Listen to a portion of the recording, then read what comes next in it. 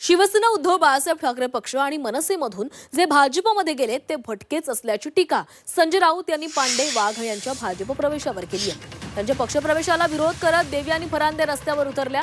मात्र तरीही कोणालाच न जुमानता पक्षप्रवेश केला गेला. त्यामुळे भाजप भ्रष्टाचारांची टोळी बनत असल्याचा आरोपही राऊतांनी केला आहे.